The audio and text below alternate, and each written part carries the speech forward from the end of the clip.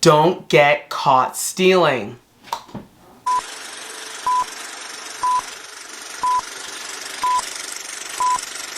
Hi, I'm Garcia. I'm Telly. And we are the HercastleGirls. What is up? What is up? Welcome to Her Castle Confidential. Yes. Today we are going to chat through a film that we just saw. Yeah. If you saw the opening of this video, you probably got a clue. Yes, we are going to talk about our experience watching Caught Stealing, directed by Darren Aronofsky. Yes. Off of the Caught Stealing book by Charlie Hudson. This film stars Austin Butler and Zoë Kravitz, Regina King, Matt Smith. Yeah, they're Vincent Defoe. There's so many people. Yes. But we are going to talk about our experience seeing the film. Yeah. If you want to know more details about the film, of course, check out the video we made previously when the trailer came out and we had a reaction to that. We talk a lot more about the cast and the build-up. Here, we're talking purely about the film. If you haven't seen the film and you don't like spoilers, you may not want to watch this. This may not be for you. Yeah, but if you don't care, then stick around. Watch We would love to have you. Exactly. Yes, you would. And of course, go ahead and subscribe to our channel so you don't miss videos like these. Caught Stealing is about Henry Hank Thompson. He is an alcohol-dependent bartender. That makes sense. Yeah, living in the Lower East Side of New York City. Full sense. All right. Yep. Now, the way how he got there was basically some bad circumstances happened to him as a teenager. And basically turned his whole life around. And now he's living sort of this weird, like just kind of stuck life in New York, when one day his neighbor asks him to watch his cat so his friend can go back to England to see his father. Now, this sets off a whole journey for Hank. For someone that wants to be truly left alone. Yeah. He is thrown into an adventure. He sure is. Like, the universe just said, oh, I'm not leaving you alone. And what a ride this man went through. All because he did a simple favor. He did a favor. All he did was babysit a cat. Like, that's it. And who knew? And who knew that the cat... Who knew? The beginning of... His kindness didn't serve him well. And this film ends up being a roller coaster. He gets mixed up in a lot of different... Lord, there's different mafias chasing him. He's fighting for his life. He is not a fighter, but he knows how to take a punch, as we learn in this film. And a lot of things about this film. What I found about it, don't get too attached to the characters as much as you love them.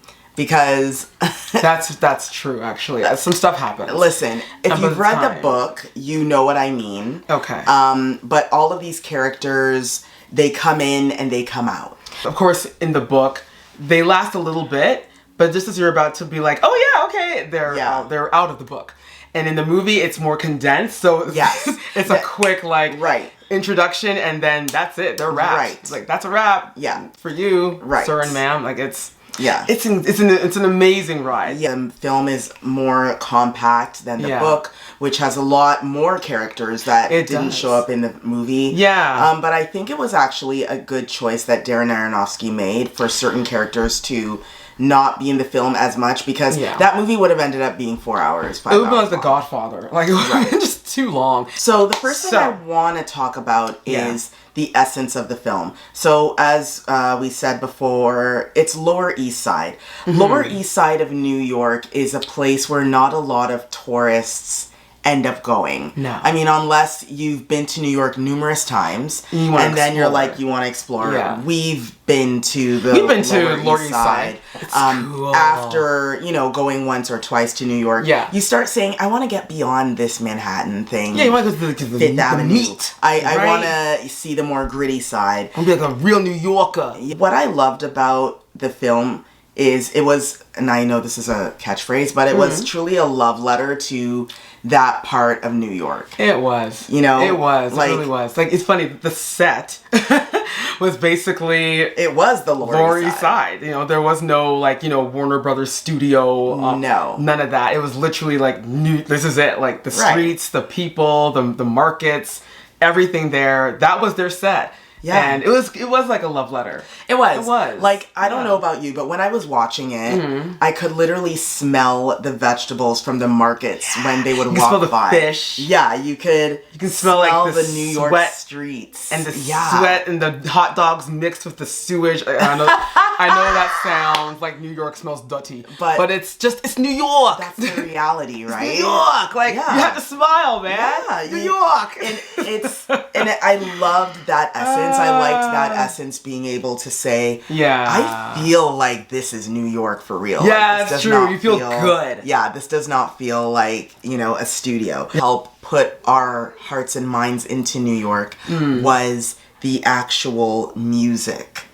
The music was good. Was great. The film, another thing we should mention, the film takes place in 1998. Now, for us, that doesn't seem like so long ago. I got my reservations for your aunties. I mean, just saying. But the music kind of helped you travel through this film because through it, because of the circumstance, Hank doesn't really have the only living thing that's going around with him is literally the cat. Yeah. You know, and we're going to talk about that cat. But that cat's his anchor. That's the only anchor that Hank has in this film. Oh. So, other than that, we have the music. Yeah.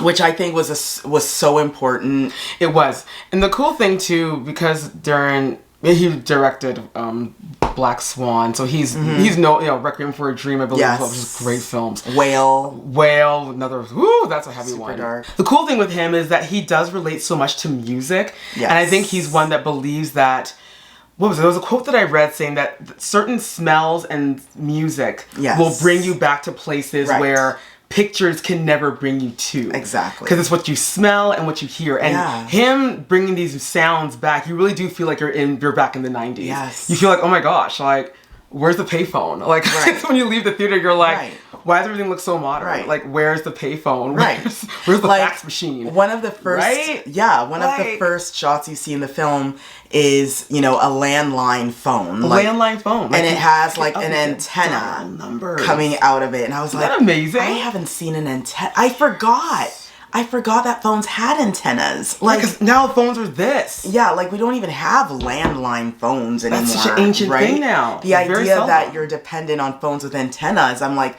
oh shoot, antennas and that quarters. Was a thing. Yeah. Because you have quarters to pop them in the phone machine. A landline was very normal. I totally forgot about it. Hank. Let's talk about the persona of Hank. So Hank is the main character, played by Austin Butler. Right. I think that it's exciting because this is actually, I consider it to be the first Austin Butler film. I agree with that because, you know, of course, I mean, aside from the Elvis, you know, the one that he was in the plane, Masters of the Air. Yes. And he was in Bike Riders. Dune. Right. But because he's always more like adjacent, like he was co-starring. I don't want to say co-starring, but in a cast where it's not just him as the star. Yeah, there's a lot of people involved. Like there was Timothée and Dune and Zendaya. There was that's Tom a Timothée movie. That's Timothée movie. There was Tom Hardy. Yeah, that's Bike Riders was a Tom Hardy movie. Film. Yeah. So it was very cool that Austin was carrying this film on his own shoulders. It's all him, which was cool. Yeah, and I'm sure he felt the jitters because, you know, this whole project relies on you, AV. Yeah. But it was cool to see him do that, and you forget that it's Austin Butler. Right. You forget that. Like, Hank is so opposite. Hank is very opposite. Totally opposite. Yeah, so Hank is a mess. Hank is a mess, right. Hank is a mess. He is a bartender. The worst thing in the world is an alcoholic bartender. Yeah, I don't think it gets worse. Well, it does get worse. But that's one of the worst. Like, your job is to serve alcohol. And you got easy access. Yeah, you're dependent on alcohol. And when we say alcohol, we mean he has it everywhere in his apartment. Everywhere in his apartment. Everywhere you can think of, alcohol is there. Actually, alcohol is the reason why he's ended up Yeah. You know, as a nobody in New York. He was on his way to be a big baseball star. Yeah. Scouts were looking at him. He was going to go to the top of the baseball world. He's going places. And because of alcohol, you know, he has a car accident which ends up unaliving one of his buddies. Best friends. His baseball buddies. This causes him to spiral. And he ends up, you know, leaving his small town where he's from, leaving his folks, and going to New York and becoming a bartender with an alcohol problem. Oh boy. What I get from Hank is he seems to be one that's so afraid. He's afraid to take chances. Yeah. Which is, that's a sentence to every human. He is afraid. When you're in a bad experience, and I get it, we've all had very bad experiences. Life-changing, horrible experiences. And it will stunt you. Yes. It will. You will feel like, oh my gosh, I'm never trying that again. Mm-hmm. Unfortunately, that's what happened to Hank. This horrible thing happened. He just gave up on himself, gave up on life, turns to alcohol, you know, doesn't want to come out of his shell. He's very comfortable. Being stuck. That's his normal. And this is how he is in everything, y'all. Like, his plan, I believe, was just to stay there and work at Paul's bar till the day he dies. There's a pending relationship. He is in a relationship with Zoë Kravitz's character, Yvonne. And Yvonne, you can see, wants more from this relationship. She's ambitious. She wants part of it. She's an EMT. She's a paramedic. Like, she's going places. She's saving people's lives. She's bringing people back from the unalive land. Yeah, she is obviously very focused and dedicated. And then you have Hank, who can... He's just kind of coasting through. Yeah, he's... coasting through life. We're not sure he can handle his life. Where Hank is at this present time in the film. Yeah. And I think that's what makes it so exciting, is this idea that he has to stand, like he's got to get up. He's got to stand up or else he's dead. And that's the cool thing with life. That's the cool thing with life. I mean, whether you like it or not, and he is reminded of this throughout the film, that eventually he has no choice. Right. And, you know, I always tell people, you know, don't let life be the one to tell you, okay, this is it. Don't let the universe come and say to you, all right, you've been sitting stagnant long enough. I'm going to make you come out of your shell. Like, when life forces you, it's worse. It's worse. Because it's like you have zero control. It's better to just take up yourself. Like, you know what? Because therefore you have control. Exactly. You can take baby steps. Yeah. But Hank had no intention on doing any form of baby steps. He was just content being a loser. He wanted to stay in loser land and not go any farther. He did not want to excel. But life was like, okay, well, guess what? This is it. You're going to get this cat and your world's going to turn upside down and you're going to figure it out. And it's amazing how he grows. And amazing that despite the crud that happened to him, the growth that happened to him was legendary. Yes. He was literally the butterfly effect. Like, from a caterpillar to a monarch butterfly. This man... Indeed. Yes, he really did grow from the beginning to the film. Yeah. Of the film to the end. You see that growth in his character. But some characters that we have to mention as well, along with Hank. I'll start with, of course, Bad Bunny is in the film. Benito is in the film as Colorado. He did such a great job. Yes. He really did. And, you know, his character is actually quite a bit different in the book. Yes. I think his name in the book is Red. Yes. Actually, yes. Yeah, but yes. In Colorado in the film. And I think he was great. He did fantastic. I think his character was great. Who knew? I was like, okay, you can get dark. Yeah, he got dark. Sheesh. I think Regina King is literally the queen of the universe. It was like watching little Riley from the Boondocks. Like, I could not get Riley out of my head. I was like, oh my gosh, it's Regina King. And just because her voice, you just tie her voice to Riley. I know. But I was living every minute. She did such a great job. Yes, as the villain. As the villain? Like, she can play villain any day. Yeah. Man, she did it superb. Superb job. I remember in the theater when she was delivering the lines basically of, you know, this idea of retiring. Yes. And going to Tulum. And I'm going to go to... And she had her black and white. Hey, that's why I wore this, girl. It was in the black and white. Listen. And she's just talking about how she's going to go to Tulum. She's going to relax. Go to one of those resorts where you swim up to the bar. Like, she was. And I was sitting there and I'm like, oh my God, she's evil. And I love it. We want more evil Regina, which sounds sad to say. But she did such a fantastic job. I love it. Can we talk about Matt Smith? Yes. So I didn't know his character was going to be. Oh man, who he was. Yes. I mean, you see it. You see the mohawk. You see the leather. I was here for it. He looks like a Sex Pistols fan. Yes, he did. He looks like he was touring with the Sex Pistols. Look, he should have been like, forget you, Rotten, Johnny Rotten. Move over. Yeah. Let Matt Smith take the lead. I really loved this departure from what we're used to seeing of him. King Charles' father. King Philip. Yes. Or Prince Philip? Prince Philip. He really, loved him in this He was film. Awesome. Loved the relationship or the chemistry between him and Austin Butler, that was good. A good team. They did. And speaking of chemistry too, I have to say Zoë Kravitz and Austin. Yo, they were on fire. They really sold it. I was like, they really sold it to the point where I was like, hey, you know what? I stand for this. I'm here for this swirl. So she did a fantastic job. She also did a great job too. She did. And fantastic job. The characters hit when something happens to them and you're like, no. You feel away. And I was doing a whole bunch of no's. There's a lot of no's. It's funny because we did no's to the good, of course, you know, the good people like Zoe and all this. And then you also go no to when the villains also are done with the film. You're kind of like, oh, you're like, no. I really liked them. Yeah. And we gotta talk about Bud. Yes. Bud was like, honestly, I know it was an Austin Butler film, but let's face it was all about Bud, aka Tonic, aka the King of Cats. It was about Bud. So, first of all, Bud. You know, kudos to... Canadian, by the way. Yes, a Canadian cat name. His name is Tonic. Tonic. Don't forget. Tonic. Kudos to Tonic and his owner, who is also his trainer. Mm-hmm. He was adorable. So cute. Like when he had to have on the little bandage on his leg. I was so glad that they didn't, because in the book, y'all read the book if you can. If you can stand the violence. The book, Charlie Hudson is very violent. Yes. He writes violence very well. Very well. Descriptive. And the book it's part of a trilogy, Caught Stealing. I think one of the 6 Bad Things, and there's another one. I can't remember the name of it, but all 3 books are severely violent. If you can handle it, then go ahead. There were a lot of parts where I just had to end up skimming through. I was like, you know what? Okay, I'm just gonna...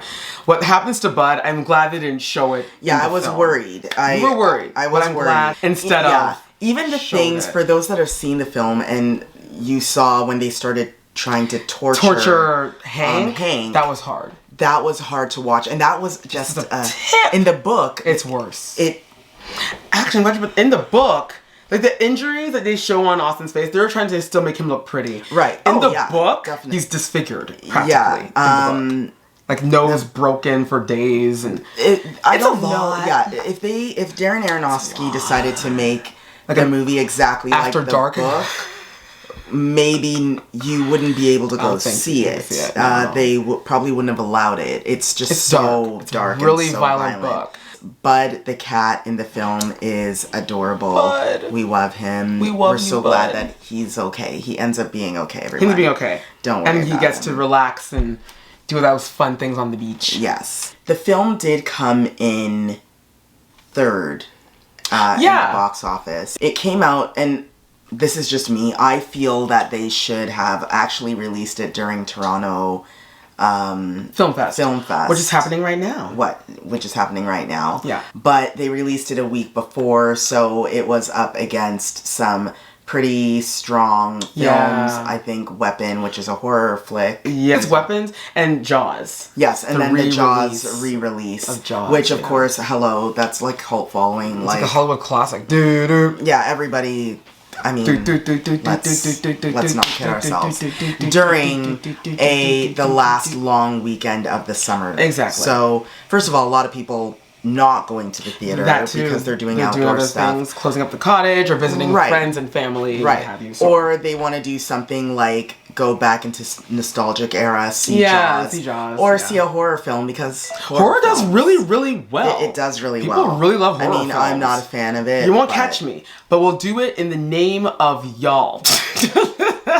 We've done it before. We regretted every minute of it, but we did it because we love all of you. Who's to know if there will be a part 2? Yeah. You know what? I hope that there is, because Six Bad Things, I think it's Six Bad Things, I think that's part 2. Anyway, the part 2 of the trilogy of the book. It's really good. Really, really good. Mm-hmm. Once again, way too violent.